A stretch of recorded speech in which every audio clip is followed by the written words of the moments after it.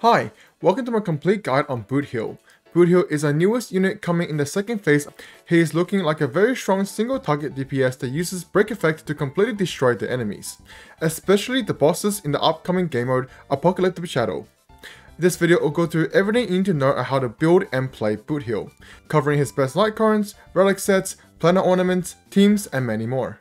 Before we start, I'll be giving away 2 supply passes /welcome crystal cards to the subscribers at 5k subs, so make sure you subscribe to enter. But for those who can't wait for the giveaway, let me introduce you to Lootbar GG, where you can recharge your Oneiric shards and supply passes for up to 20% off. If you're gonna be topping up anyways, there's no reason not to use Lootbar to get everything for cheaper.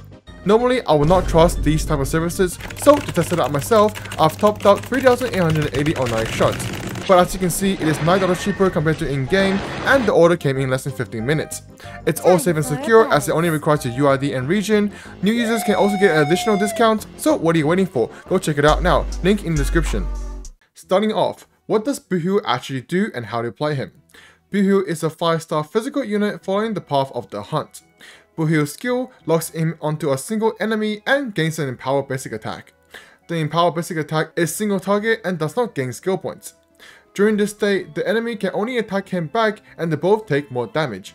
This state lasts for 2 turns or until the enemy is defeated or weakness broken, then which he gains 1 stack of pocket trick shots. Boothill's ultimate does massive single target damage and applies physical weakness while also delaying the action. And finally, Boothill's talent states for each stack of pocket trick shot, increase break efficiency, and damage against weakness broken enemies for his Empower basic attack.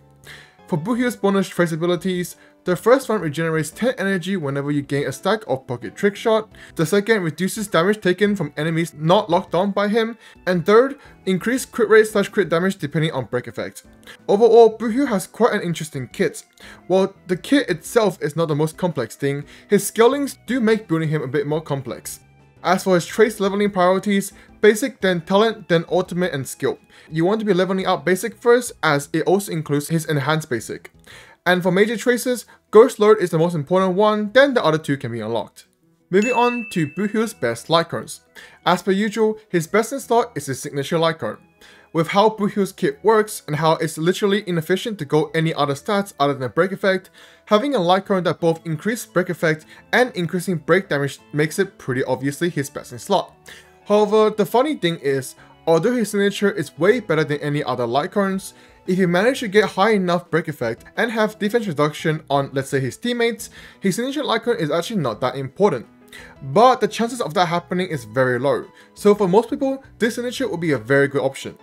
For alternatives, the unfortunate part is that there is no other break effect hunt light card as of now, so you can basically just use any other light cards.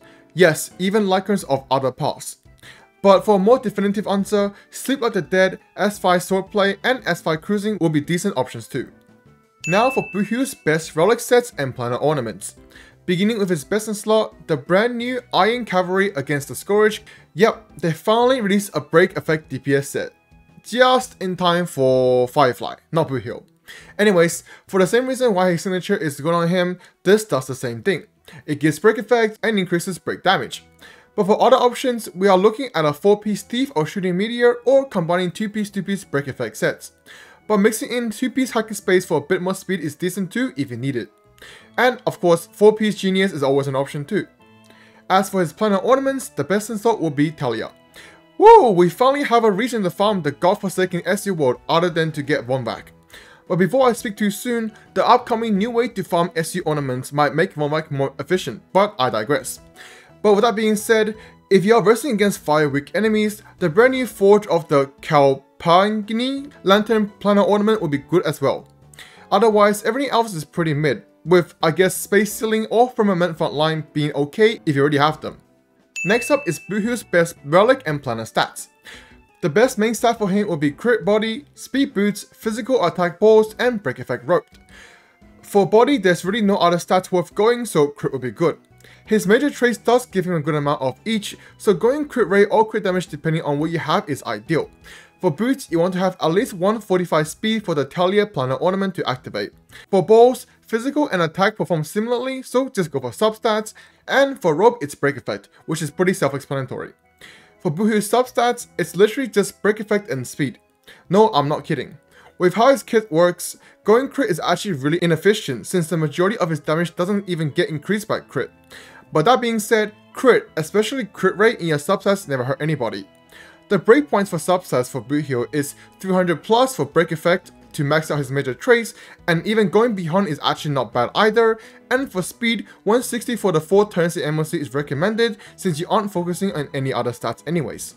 Moving on to Boothill's Eidolons, E1 is a very good defense ignore, which is always nice. E2 regains skill points, which makes him more comfortable to play. E3 and 5 are just trace levels. E4 increases damage taken by the enemy and decreases damage received in skill state.